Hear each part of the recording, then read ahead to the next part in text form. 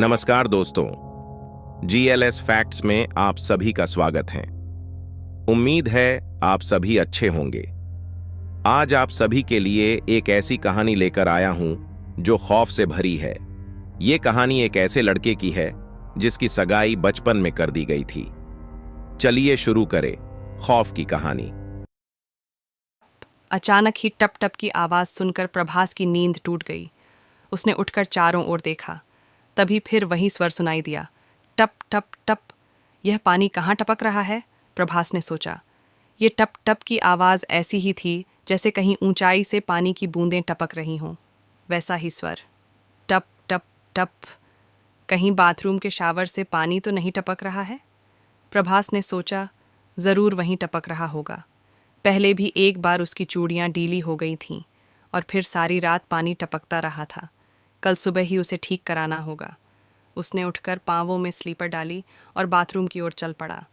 Bathroom का दरवाज़ा खोलते ही वहां सन्नाटा सा छा गया। लाइट जलाकर देखा उसने। बाथरूम पूरी तरह सूखा हुआ था और उसका नल और शावर दोनों बंद थे। फिर कहाँ टपक रहा है यह पानी? प्रभात बड़बड़ाता हुआ बाहर निकला।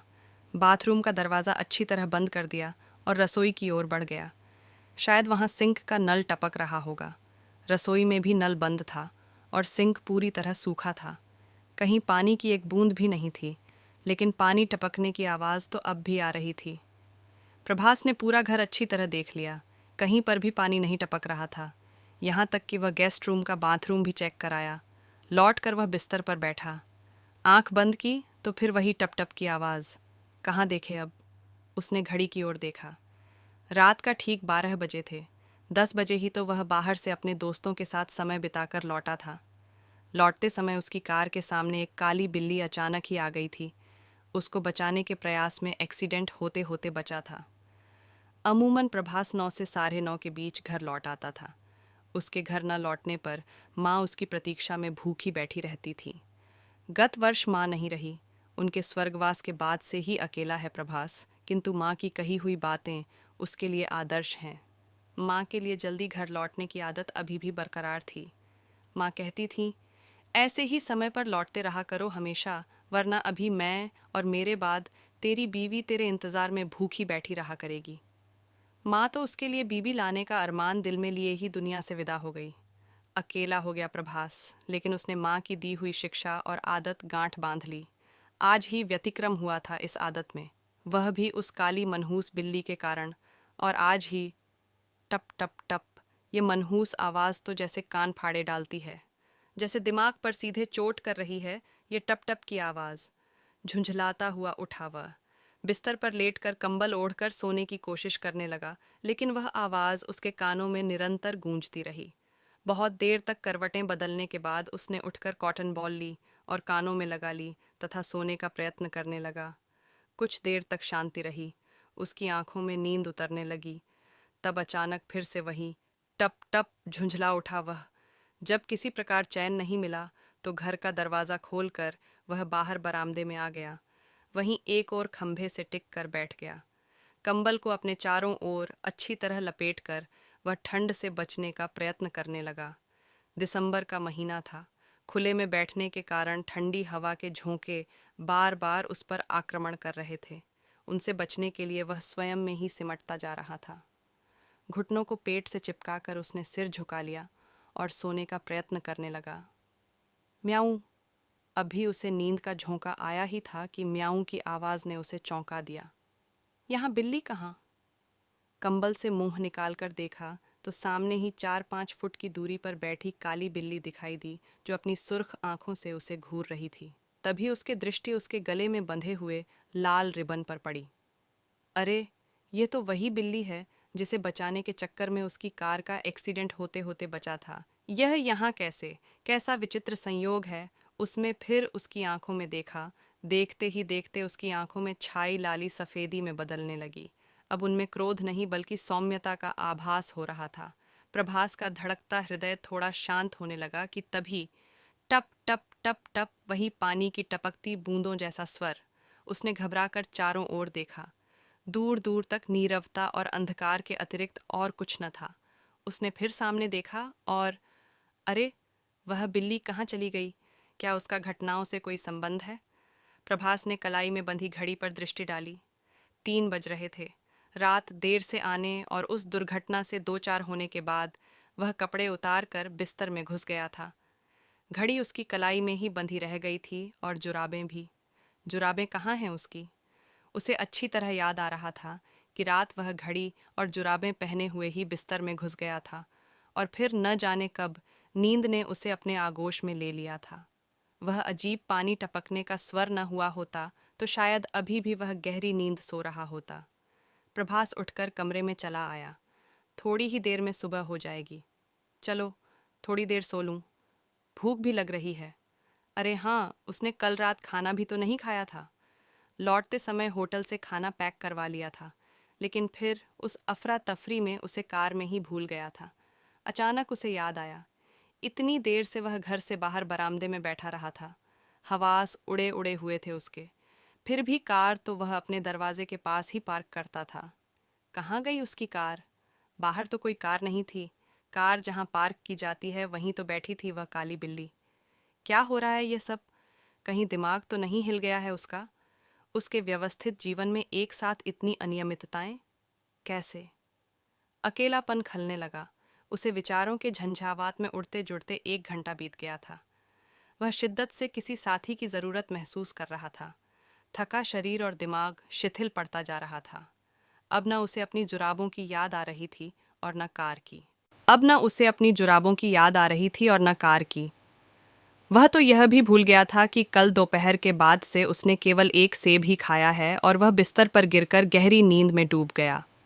सुबह 7 बजे नौकरानी ने दरवाज़ा खुला हुआ पाया। प्रभास बिस्तर पर पड़ा बेसुध सो रहा था। वह चकित हुई। ऐसा तो कभी नहीं हुआ आज तक। चंपा प्रभास की माँ के समय से ही उसके घर में झाड़ू पोछा, बर्तन किया करती थी। खाना उसकी माँ स्वयं ही बनाती थीं। प्रभास ने माँ के बाद भी चंपा को काम से हटाया नहीं था।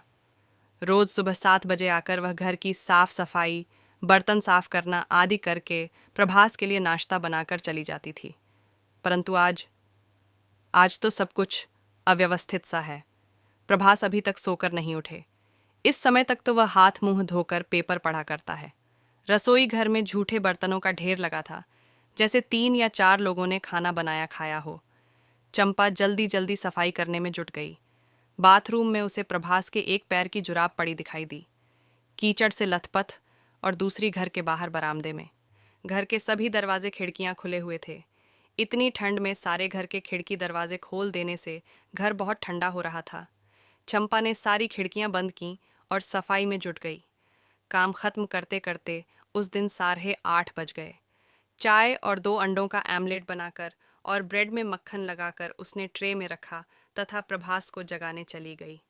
कई बार पुकारने पर भी जब वह न उठा तो उसने उसका पैर पकड़कर जोर से हिला दिया। उठिए भैया, 8:30 बज गए, नाश्ता तैयार है। आज आपको ऑफिस नहीं जाना है क्या? प्रभास ने कुनमुनाकर करवट बदल ली। उठिए भैया, चंपा ने उसका पैर पकड़कर फिर से हिला दिया। प्रभास ने करवट लेकर आंखें खोल दी और कितनी भयानक थीं उसकी आंखें, बिल्कुल लाल, सुर्ख। भैया, चीख बड़ी चंपा। प्रभास उठकर बैठ गया। उसने आंखें मूंद कर फिर खोली तो सब कुछ सामान्य था। आपकी तबीयत तो ठीक है ना भैया? चंपा ने पूछा। हाँ, ठीक हूँ। अरे, 8:30 बज गए, बाप रे! प्रभास हड्डाबड्डाते हुए बोला और जल्दी से बाथरूम में घुस गया। भैया की आंखें इतनी लाल क्यों थीं? चंपा ने सोचा, लेकिन फिर उसके सामान्य स्थिति का ध्यान आने पर सिर को झटक दिया उसने। शायद वह भ्रम था मेरा। बाथरूम से नहाकर आया प्रभास तो जैसे वह वही पुराना प्रभास बन गया था जिसे चंपा रोज देखती थी। भैया, ऐसे खिड़कियां दरवाजे खोलकर मत सोया करो। ठंड लग जाएगी और कोई घुस आया तो घर में कुछ भी नहीं छोड़ेगा। आजकल के चोर तो पुराने कपड़े तक उठा ले जाते हैं। चंपा ने हंसते हुए कहा। लेकिन मैं दरवाजे खिड़कियां खोलकर कभी नहीं सोता। तुम तो जानती हो चंपा, बिना दरवाज़ों को बंद किए कोई कैसे सो सकता है? कल तो अच्छी दावत की थी तुमने भैया। दावत? नहीं तो। अरे, कल तो मुझे खाना भी नसीब नहीं हुआ था। प्रभास जल्दी जल्दी नाश्ता समाप्त करता हुआ बोला। अब तुम जाओ, मुझे भी निकलना है ऑफिस के लिए। जी भैया, चंपा ने कहा और घर से बाहर निकल गई। वह समझ नहीं पा रही थी कि भैया ने उससे दावत की बात क्यों छिपाई, झूठ क्यों कहा कि उसने कल से कुछ नहीं खाया था। और भैया की कार अफ, कैसी कीचड़ में लिथड़ी हुई है। चंपा आगे बढ़ी तो मोड़ पर ही रईस के गैराज में काम करने वाला पिंटू मिल गया। वह उसे रोक कर बोली, भैया जरा समय हो तो अभी जल्दी से जाकर प्रभास भैया की कार साफ कर दो। न जाने कैसे कीचड़ से लिथड्डी खड़ी हुई है, जैसे कोई कहीं दलदल में चला कर आया हो। अभी ही धो देना, नहीं तो ऑफिस जाने के लिए परेशान होंगे। अच्छा बहन, अभी ही देख लेता हूँ, कहकर पिंटू तेजी से प्रभास के घर की ओर बढ़ गया। चंपा ने भी अपनी राह ली। पिंटू प्रभास के घर के पास पहुंचा तो दरवाजे के पास ही उसकी कार खड़ी थी, ऐसी जैसे अभी अभी वर्कशॉप से धुल कर आई हो, बिल्कुल साफ, चमचमाती हुई। पिंटू सोचने लगा, कार तो प्रभास भैया की बिल्कुल साफ धुली हुई है, फिर चंपा ने मुझसे झूठ क्यों कहा। प्रभास जल्दी जल्दी तैयार हुआ, जूते स्टैंड से उठाए, जुराबें पहनी, जूते पहने और घर लॉक करके ऑफिस जाने के लिए निकल पड़ा। कार तो वहाँ थी ही नहीं। वह वाहन की तलाश में आगे बढ़ा, तभी एक ऑटो रिक्शा उसकी बगल में आकर रुका। प्रभास जल्दी से उसमें बैठ गया। ऑटो वाले ने मीटर गिराया और ऑटो आगे बढ़ा दिया। प्रभास का ऑफिस वहां से आधे घंटे की दूरी पर था। वह आराम से पुश्त से टिक कर बैठ गया और आंखें बंद कर लीं। हवा के झोंके उसे बड़ी राहत पहुंचा रहे थे। नींद की झोंक में उसके हाथ से ऑफिस का बैग छूटकर पैरों पर गिर पड़ा। झुककर उसने बैग उठाया तो निगाह मौजों पर पड़ी। अरे, ये तो वही मौजे थे जिन्हें वह रात में ढूंढता रहा था। वह भी बिल्कुल साफ सुथरे। यह कैसे हो गया? उसके पास मौजों का एक ही जोड़ा है। वही कल उसके पैरों से गायब हो गया था और आज खुद ब खुद धुलकर साफ सुथरा उसके जूतों में मौजूद था। तैयार होने की जल्दी में उसने उस पर ध्यान ही नहीं दिया था और अब वह बड़ी उलझन भरी दृष्टि से देर तक जुराबों को देखता रहा। क्या हुआ साहब, कुछ खो गया क्या? ऑटो वाले ने पूछा। नहीं, कुछ भी नहीं, प्रभास ने उत्तर दिया। कुछ देर बाद ऑटो रुक गया। आपका ऑफिस आ गया, ऑटो वाला बोला। प्रभास ने बैग उठाया और ऑटो से बाहर निकलने के लिए पांव बढ़ाया। अचानक वह ठिठक गया। उसने ऑटो वाले को तो बताया ही नहीं था कि उसे कहाँ जाना है, फिर वह उसे उसके ऑफिस तक कैसे ले आया। सुनो, कौन हो तुम? प्रभास ने पूछा। ऑटो वाले ने चेहरा उसकी ओर घुमाया तो प्रभास की चीख निकल गई। उफ, इतना भयानक चेहरा! उसका चेहरा बेहद भयानक और डरावना था। माथे पर बिंदी लगाने के स्थान पर गोल छेद जिसमें आग धधक रही थी। आंखें, खून, गाल, उन्हें तो जैसे किसी नुकीली चीज से गोद डाला गया हो। ऑफिस आ गया साहब, उसके खुले मुख से जैसे गर्म भाप का भभका निकला। प्रभास के रोएं खड़े हो गए। दहशत से वह चीख उठा और फिर अचानक ही बेहोश होकर गिर पड़ा। प्रभास की चीखें दूर दूर तक गूंज गईं। जब उसकी आंखें खुलीं तो वह अपने ऑफिस की टेबल पर पड़ा था और उसके सहकर्मी उसे चारों ओर से घेरे खड़े हुए थे। एक ओर चपरासी पानी का जग लिए खड़ा था। पता नहीं कितनी देर तक वह बेहोश रहा था और वहाँ कैसे आया वह। मैं तुम ठीक हो ना? ओह गॉड, हम तो डर ही गए थे, उसके सहकर्मी रमेश ने कहा। क्या हुआ है मुझे? यहाँ कैसे आया मैं? प्रभास ने पूछा। हम लाए तुम्हें उठाकर, तुम ऑफिस के सामने सड़क पर बेहोश पड़े थे। सड़क पर? और वह ऑटो ऑटो वाला? वहाँ कोई ऑटो नहीं था, तुम तो पैदल आए थे आज। पैदल? हाँ, वह पान वाला बनवारी है ना, उसी ने बताया कि तुम पैदल एक हाथ में बैग लटकाए चले आ रहे थे। फिर अचानक ही ऑफिस के सामने खड़े होकर चीखने लगे और गिरकर बेहोश हो गए। मनोहर ने बताया। फिर पूछा, तुम्हारी कार कहाँ गई? पता नहीं, मैं आज ऑटो से आया था। फिर क्या? फिर वह ऑटो वाला, उसका वह भयानक चेहरा। प्रभास ने जोर से झुरझुरी ली। कौन ऑटो वाला? कहाँ गई कार? यार, कुछ ठीक से बताओ तो समझ में भी आए। विनोद ने झुंझला कर कहा। ओ, मुझे थोड़ी देर के लिए अकेला छोड़ दो प्लीज़, प्रभास बोला। ओके। उन्होंने उसे उसके केबिन में पहुंचने में मदद की और फिर अपनी अपनी सीट पर चले गए। उनके जाने के बाद प्रभास दोनों हाथों से सिर थाम कर बैठ गया। अजीब उलझन में पड़ गया था वह। क्या हो रहा है उसके साथ यह सब? उसकी जुराबें गायब होना और फिर धुलकर जूतों में पहुंच जाना। वह पानी टपकने की दहशतनाक आवाज़ें, रात भर सो न पाना, कार गायब हो जाना।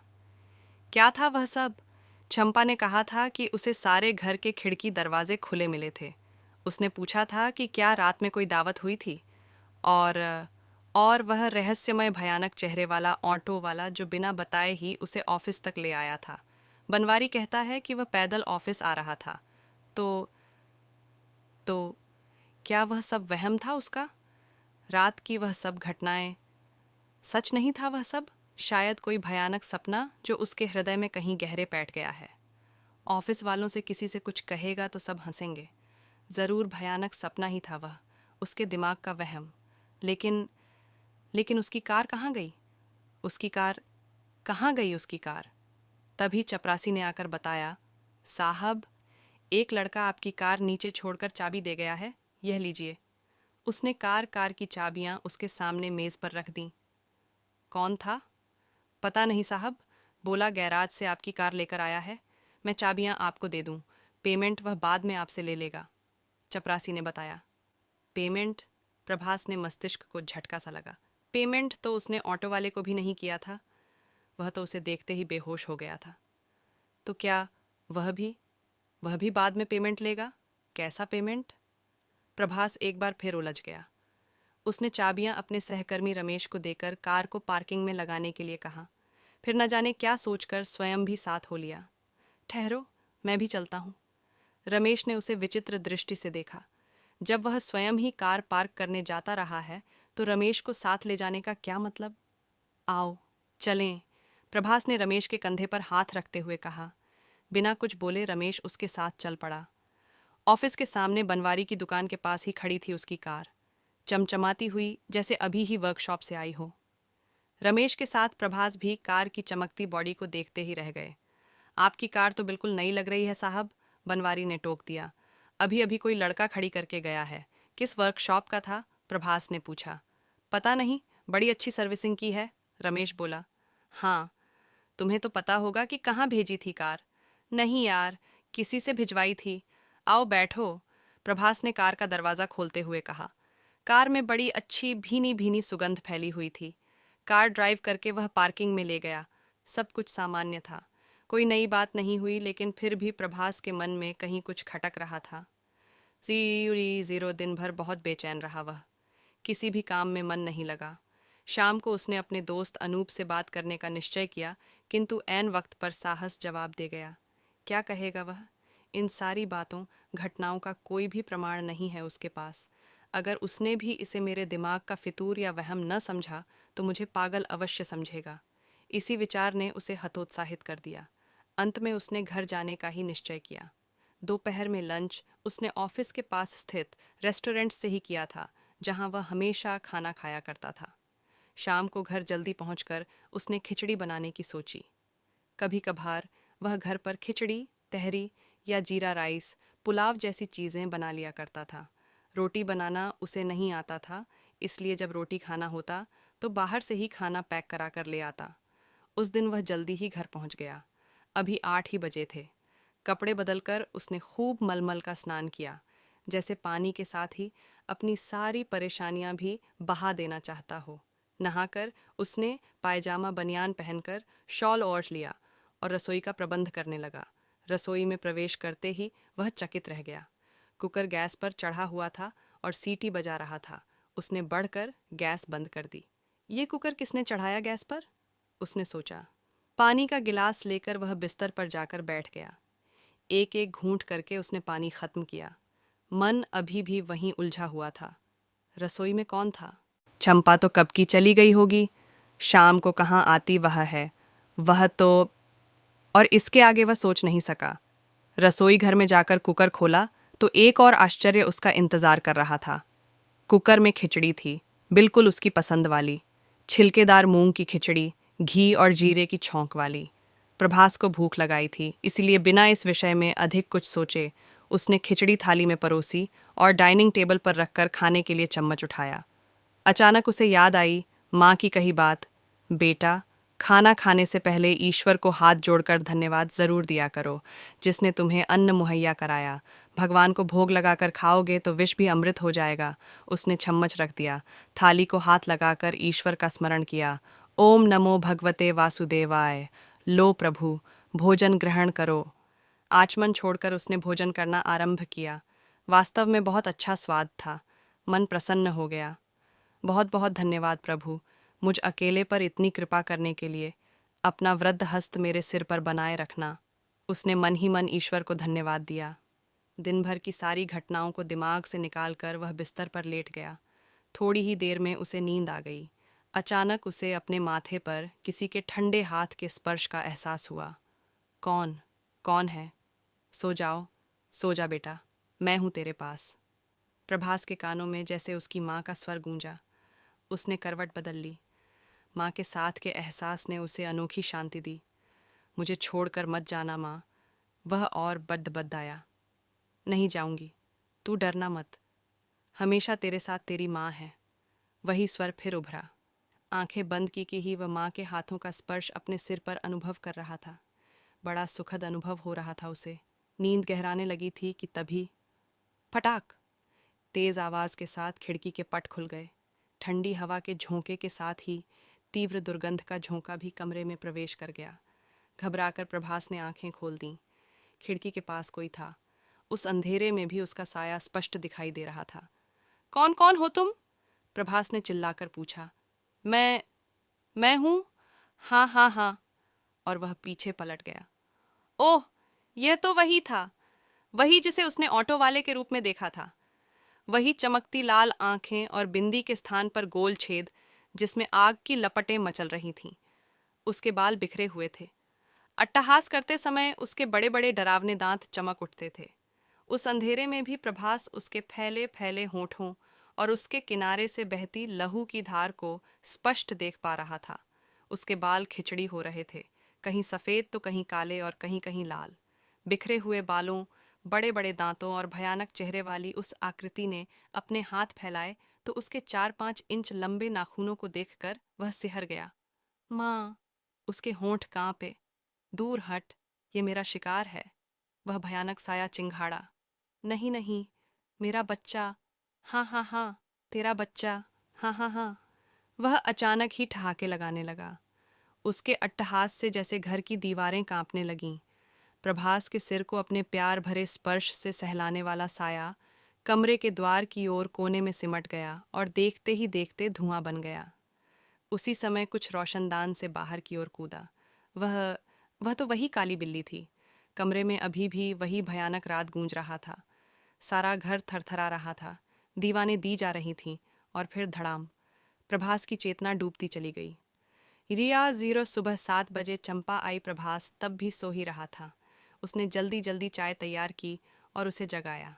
जब तक उसने नाश्ता तैयार किया तब तक प्रभास भी फ्रेश होकर नहा धोकर आ गया था। उसे नाश्ता देकर चंपा रसोई में चली गई।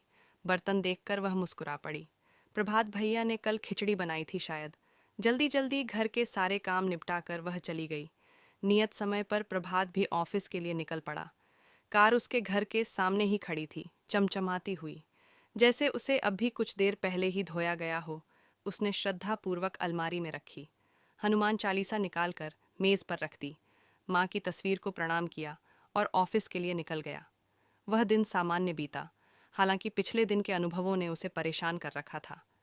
कभी कभी उसे लगता जैसे जो भी घटा वह सब सपना था या फिर उसका वहम। बहरहाल शाम होने पर वह अपने दोस्तों के साथ रेस्टोरेंट चला गया।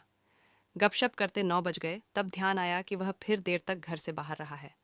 उसका मित्र अनूप उसके साथ ही था उस दिन। हरीश और सोहन तो वहीं पास में ही रहते थे। अनूप का घर प्रभास के घर से भी 8-9 किलोमीटर आगे था। जब वे घर जाने के लिए तत्पर हुए तो अनूप ने देखा कि उसकी बाइक तो पंचर हुई पड़ी है। अब इतनी रात में कहाँ बनेगा पंचर? परेशान मत हो यार, चलो मेरे साथ ही चले चलो। घर पर फ़ोन करके बता देना भाभी को और मेरे घर पर ही रुक जाना आज रात, प्रभास बोला। लेकिन सरस्वती वहाँ रात भर अकेली रहेगी, बहुत डरती है वह अकेलेपन से, अनूप ने कहा। कोई बात नहीं, चल मैं तुझे घर छोड़ दूंगा।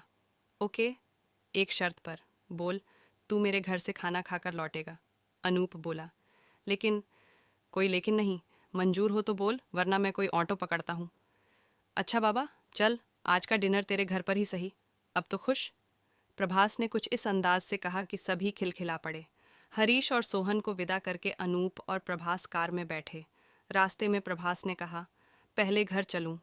क्या करेगा घर जाकर? चल पहले मेरे घर, फिर आकर सो जाना यहाँ, अनूप ने कहा। प्रभास ने हुंकार भरी। अनूप का घर बस्ती से कुछ हटकर था, शहर से थोड़ा बाहर, प्रकृति की गोद में बसा हुआ खूबसूरत सा घर, जिसकी बालकनी से दूर तक फैली पहाड़ियां और वनराज स्पष्ट दिखाई देती थीं। दिन में वह दृश्य बहुत सुंदर लगता था, परंतु रात का अंधेरा फैलते ही सब कुछ काले साए में बदल जाता था। इसीलिए संभवतः अनूप ने अपनी पत्नी के अकेले रहने पर भयभीत होने की बात कही थी। घर के निकट पहुंचकर प्रभास ने स्वयं इसे महसूस किया। दूर तक फैले प्राकृतिक दृश्यों पर फैली काली चादर ने एक बार तो जैसे उसे भी सहमा दिया। अनूप, तू शहर में आकर क्यों नहीं रहता? प्रभास ने टोका। यहाँ की प्राकृतिक सुंदरता मन को मोह लेती है, इसीलिए यह जगह छोड़ी नहीं जाती। माता पिता ने बड़े अरमान से जिंदगी भर की जमा पूंजी जोड़कर इस घर को बनाया था। उनका प्यार बसा है यहाँ, इस घर में, अनूप ने भावुक होकर बताया। फिर तो इसे छोड़ने का कोई मतलब ही नहीं।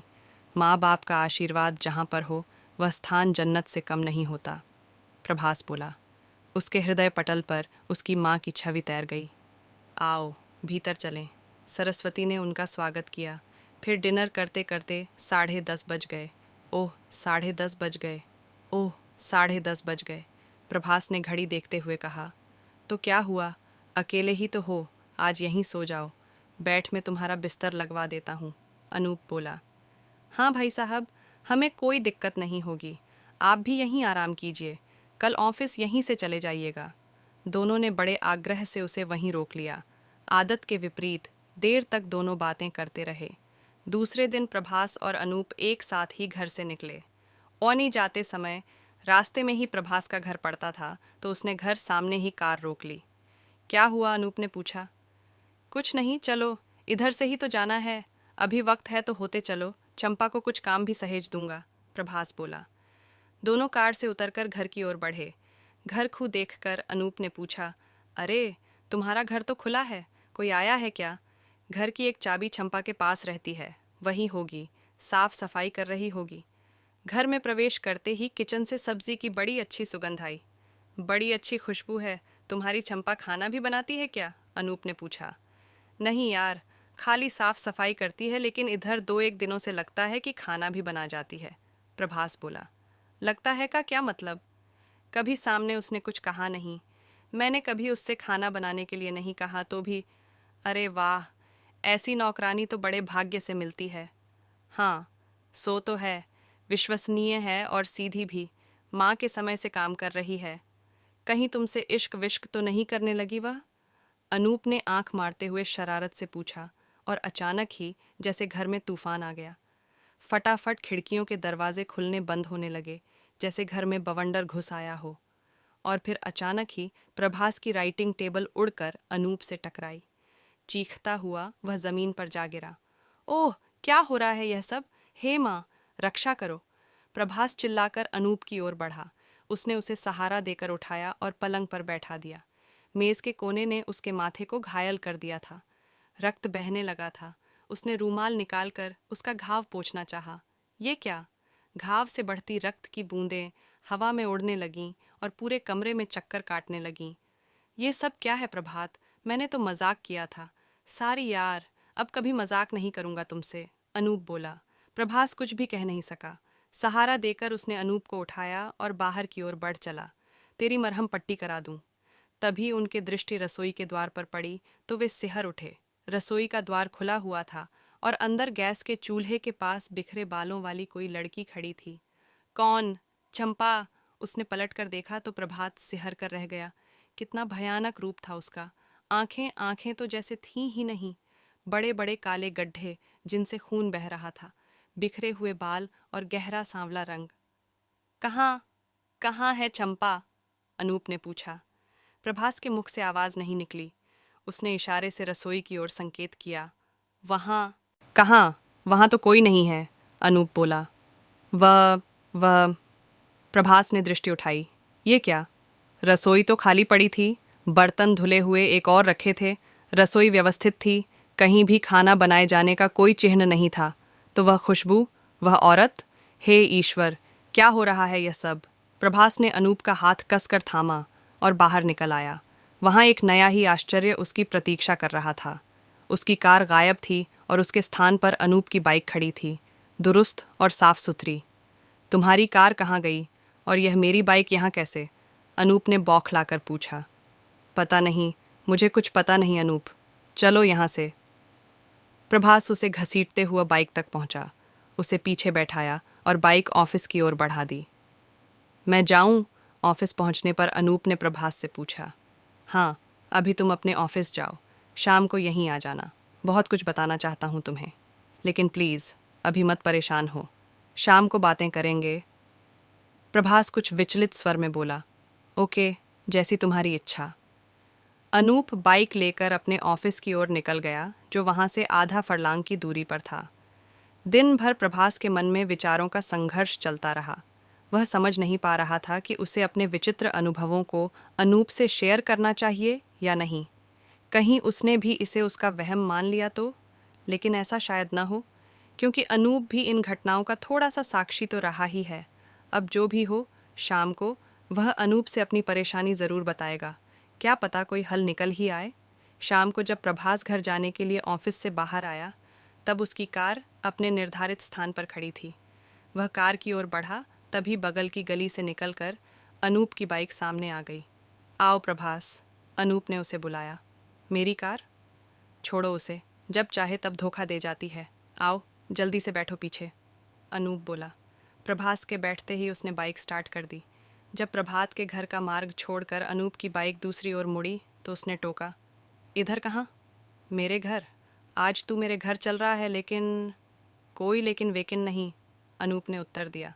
जब वे अनूप के घर पहुंचे तब उसकी पत्नी बैग लेकर तैयार खड़ी थी और घर के बाहर टैक्सी भी खड़ी थी।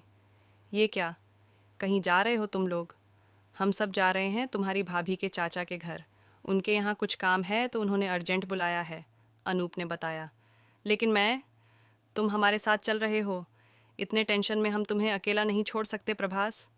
हाँ प्रभास भैया, चलिए टैक्सी में बैठिए, अनूप की पत्नी ने आग्रह किया तो प्रभास विरोध न कर सका। अनूप उसे खींचता हुआ टैक्सी तक ले गया। सबके बैठते ही टैक्सी चल पड़ी। हम कहाँ जा रहे हैं? कुछ देर बाद प्रभास ने पूछा। मेरे साथ हो तुम, हमारा भरोसा नहीं है क्या? अनूप ने पूछा। है यार, मैंने तो ऐसे ही पूछ लिया था, प्रभास ने खिसियाकर कहा और कार की विंडो से बाहर देखने लगा। कार शहर से बाहर आ चुकी थी। शाम का धुंधलका फैलने लगा था। पेड़ पौधे इमारतें सब तेजी से पीछे छूटते जा रहे थे। प्रभास ने सर को हल्के से झटका दिया। लो, तुम लोग कुछ खा लो, अनूप की पत्नी ने अपने साथ रखे झोले से मेवे के लड्डू निकालकर उन्हें पकड़ा दिए। उसे खाकर दोनों ने पानी पिया तो जैसे दिन भर की थकान मिट गई। जब टैक्सी अपने गंतव्य पर पहुंचकर रुकी, तब रात के 10 बज रहे थे।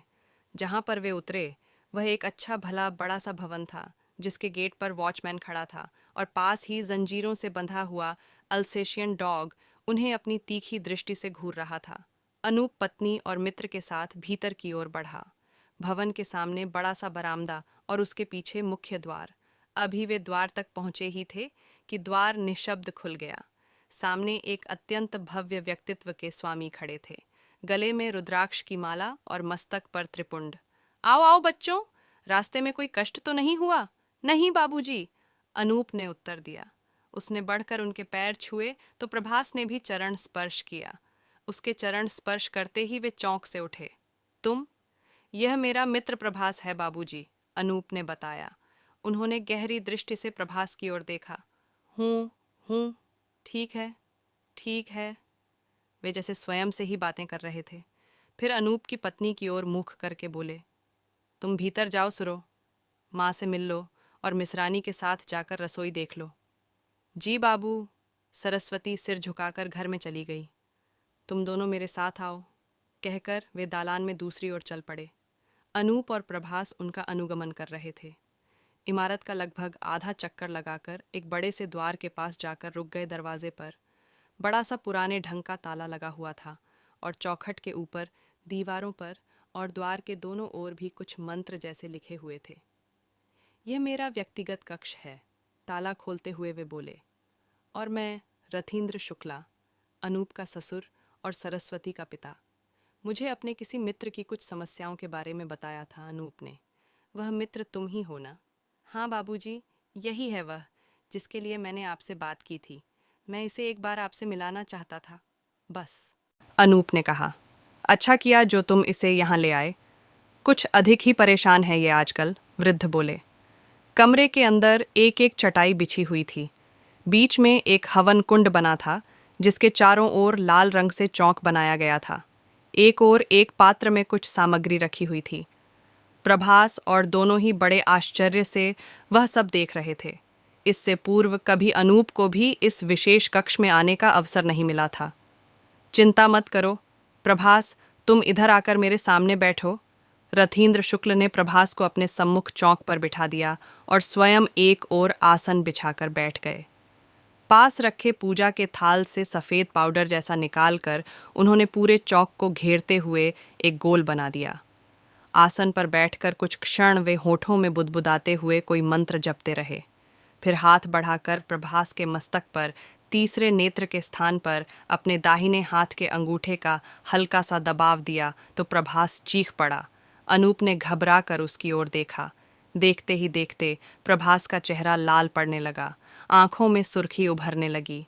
अगले ही क्षण उसके चेहरे पर उसी स्त्री की आकृति झलकने लगी जिसकी एक झलक अनूप ने प्रभास की रसोई में देखी थी। अगले ही पल उसकी भयानक हंसी गूंज उठी। चुप, बिल्कुल खामोश, वृद्ध गरजे। अचानक प्रभास चुप हो गया। अब मेरे प्रश्नों का उत्तर दो, कौन हो तुम? सुहासिनी, प्रभास के मुख से स्त्री का स्वर निकला। कौन सुहासिनी? वृद्ध ने पूछा। प्रभास की मंगेतर। लेकिन प्रभास की मंगनी कहाँ हुई है? झूठ बोलती हो? नहीं, मैं सच कह रही हूँ। अचानक उसका स्वर सौम्य हो गया। प्रभास के मुख पर अब एक अत्यंत सुंदरी, लगभग 14-15 वर्ष की किशोरी का चेहरा झलकने लगा। कब हुई तुम्हारी मंगनी? वृद्ध ने पूछा। बहुत बचपन में, जब मैं 5 साल की थी और यह 8 साल का। तब हम दोनों के पिताजी जीवित थे। उन्होंने ही तो हमारी मंगनी कराई थी और कहा था, ले सुहासिनी, अब प्रभास तेरा है, इसकी देखभाल तुमको ही करना है। तुम्हारा विवाह क्यों नहीं हुआ? वृद्ध ने पुनः पूछा। क्योंकि क्योंकि प्रभास का चेहरा पीड़ा से विकृत होने लगा। फिर वह जैसे बड़े कष्ट से बोल पड़ा। हम सब मर गए थे। क्या? कौन मर गया था? उन्होंने चौंक कर पूछा। मैं, मेरी माँ, पिताजी, सब। कैसे? कार एक्सीडेंट में। सब? हाँ, सब, कोई नहीं बचा। फिर कुछ ही दिनों बाद प्रभास के पिता का हार्ट फेल हो जाने से वह भी नहीं रहे। इसकी माँ इसे लेकर नए शहर चली गई। तभी से मैं इसे ढूंढती रही हूँ। क्यों? मेरा मंगेतर है यह, इसकी सेवा करने के लिए। अब तो इसकी माँ भी मर गई, तो मैं इसकी सेवा करने के लिए इसके घर आ गई। इसे डराने नहीं, मैं इसे क्यों डराऊंगी? मैंने तो इसके लिए खाना बनाया, इसकी कार साफ कराई, उसका ब्रेक ढीला हो गया था, उसे ठीक कराया। नहीं, तुम तो उसे डराकर परेशान कर रही हो। नहीं नहीं, मैं इसे बहुत प्यार करती हूँ, मैं तो इसके साथ रहना चाहती हूँ। ये डर जाता है तो मैं क्या करूँ? इसकी माँ मुझे इसके पास जाने से रोकती है तो मुझे गुस्सा आ जाता है। वह बड़ी मासूमियत से बोल रहा था। तुम इसका साथ छोड़ दो सुहासिनी। तुम मर चुकी हो, इस सत्य को स्वीकार कर लो। प्रभास जीवित है, वह इस दुनिया का प्राणी है, जबकि तुम आत्मा लोक में जा चुकी हो। भूल जाओ उसे। कैसे भूल जाऊं? इसके सिवा मेरा कोई नहीं है। बचपन से मैं इसे अपना स्वामी मानती रही हूँ। यह मेरा है। इससे मिलने के लिए तुम्हें तब तक इंतजार करना पड़ेगा जब तक यह संसार ना छोड़ दे। यदि ऐसा है तो मैं उसे मार दूंगी। देह छोड़कर वह मेरे साथ रह सकेगा। तुम ऐसा कुछ नहीं करोगी। उसके साथ उसकी माँ की आत्मा है जो उसकी रक्षा कर रही है। वही तो सबसे बड़ी बाधा है। वह कुछ उदास हुई। मैं तुमसे प्रार्थना करता हूँ, चली जाओ अपनी दुनिया में। नहीं, मैं प्रभास के बिना नहीं जाऊंगी। मैं तुम्हें आदेश देता हूँ। नहीं, वह चीख पड़ी। वृद्ध ने हाथ में कुछ सरसों के दाने लेकर मंत्र पढ़ना शुरू किया तो प्रभास चीखने लगा। वृद्ध ने सरसों के मंत्रपुरित दाने प्रभास पर फेंक दिए। वह चीख कर गिर पड़ा। अनूप घबराकर उसकी ओर बढ़ा, परंतु रथींद्र शुक्ला ने उसे वहीं रोक दिया। ठहर जाओ अनूप, अभी मेरा कार्य पूरा नहीं हुआ है। उन्होंने एक बार फिर कुछ मंत्र बुदबुदाने आरंभ कर दिए। कुछ ही क्षणों बाद प्रभास उठकर बैठ गया। उसकी आंखें खुलीं। क्यों बुलाया है मुझे? उसने पुनः स्त्री स्वर में पूछा। अनूप इस स्वर को सुनकर चौंक पड़ा। यह स्वर प्रभास की माँ का था। नमस्कार बहन, कैसी हैं आप? रथींद्र जी ने सम्मानपूर्वक पूछा। ठीक हूँ, बस इस बच्चे के लिए ही व्याकुल रहती हूँ। अब आप संसार की माया छोड़कर मुक्त हो जाइए। मैं भी यही चाहती हूँ, किंतु इसे एक बार सुखी देखना चाहती हूँ। प्रभास की माँ का स्वर प्रभास के मुख से निकला। वह प्रसन्न है बहन, उस पर क्या संकट है? कोई नहीं, बस वह सुहासिनी, वही संकट बन गई है इसके लिए। आप इसे उससे मुक्ति दिला दें तो मैं भी निश्चिंत होकर चली जाऊं। जिसके सिर पर माँ का साया हो उसको कोई कुछ भी हानि नहीं पहुंचा सकता। आप निश्चिंत रहें, अब मैं सुहासिनी को और अधिक छूट नहीं दे सकता, उसे यहाँ से जाना ही होगा। बहुत प्यारी बच्ची थी वह, इसीलिए हम लोगों ने बचपन में ही हंसी हंसी में दोनों बच्चों को एक दूसरे के लिए तय कर लिया था। परंतु उन लोगों के एक्सीडेंट के कारण सब तहस नहस हो गया। उसके माता पिता तो मुक्ति पा गए, किंतु यह अपने अत्यधिक लगाव के मोह में बंधी रह गई। प्रभास की माँ ने बताया, अब आप दोनों की मुक्ति का समय आ गया है। आज रात्रि आप दोनों ही इस संसार के मोह से मुक्त हो जाएंगी। रविंद्र शुक्ला जी ने उन्हें आश्वासन दिया। आप सुहासिनी की मुक्ति का कार्य करें भाई, उसके जाते ही मैं स्वतः ही मुक्ति पा जाऊंगी। यदि उसकी कोई वस्तु मिल जाए तो यह कार्य सुगम हो जाएगा। क्या आप मेरी कुछ सहायता कर सकती हैं? उन्होंने पूछा। प्रभास चुप हो गया, वह तो जैसे बैठे बैठे ही सो गया था। लगभग 4 मिनट बाद उसने पुनः आंखें खोल दीं। आप? हाँ, मैं प्रभास की माँ ही हूँ। हमारे घर में मेरी संदूक के अंदर एक छोटा डिब्बा रखा है जिस पर हनुमान जी का चित्र चिपका हुआ है। टिन के उस डिब्बे में प्रभास बचपन में अपनी वस्तुएं रखा करता था। उसी में एक रेशम से खड़ा हुआ रूमाल है, गुलाबी रंग का। उसे सुहासिनी ने प्रभास को उसके जन्मदिन पर दिया था। आपका काम शायद उससे चल जाएगा। हाँ, अब आप जाएं, मैं उपाय करता हूँ। रथींद्र शुक्ला ने उन्हें विदा किया। कुछ देर बाद प्रभास सामान्य हो गया और वे उसके तथा अनूप के साथ कक्ष से बाहर आ गए।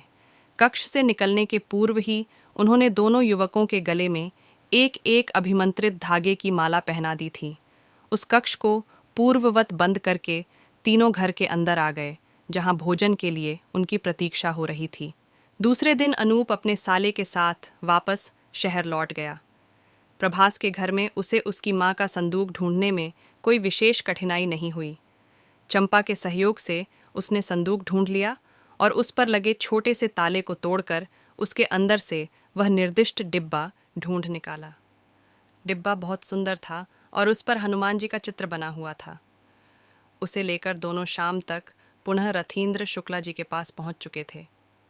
आधी रात होने पर उन्होंने उसी कक्ष में जाकर पूजा प्रारंभ कर दी। कुछ ही देर के प्रयत्न के बाद वे सुहासिनी को उसके दिए रुमाल की सहायता से बुलाने में सफल हो गए। इस बार पूजा के घेरे में उन्होंने प्रभास को नहीं बैठाया था, बल्कि एक मिट्टी की छोटी सी गुड़िया बनाकर उसे ही वह रुमाल लपेट दिया था और उस पर काला धागा बांध दिया था। प्रभास और अनूप किनारे चटाई के आसन पर बैठकर वह समस्त क्रियाकलाप मूक दर्शक बनकर देख रहे थे। रथींद्र शुक्ल के मंत्र जाप करते ही वह मिट्टी की गुड़िया जीवित के समान प्रतीत होने लगी। उसने बड़े प्यार से रुमाल को लपेटकर छोटा सा घूंघट जैसा बना लिया। उसी समय वृद्ध ने हाथ में गंगा जल लेकर मंत्र पढ़ते हुए उस पर डाल दिया। देखते ही देखते हुए गुड़िया गलकर जमीन पर फैल गई। शुक्ला जी ने उसी रुमाल से सारी मिट्टी समेटकर रूमाल सहित हवन कुंड में डाल दिया। उसे डालते ही हवन कुंड में अचानक आग जलने लगी। तेज लपटों में एक बार सुहासिनी का चेहरा झलका और फिर धुआं बनकर उसी में समा गया। वृद्ध ने पुनः गंगाजल छिड़क कर कुंड की अग्नि को पवित्र किया, उसे प्रणाम किया और सबके के साथ कक्ष को बंद करके बाहर आ गए। पूजन कक्ष में ताला बंद करते हुए वह बोले, लो बेटा, तुम्हारी समस्या का समाधान हो गया। अब जाओ। लो बेटा, तुम्हारी समस्या का समाधान हो गया। अब जाओ और सुखपूर्वक जीवन व्यतीत करो। प्रभास अनायास ही श्रद्धावनत होकर उनके पैरों पर झुक गया।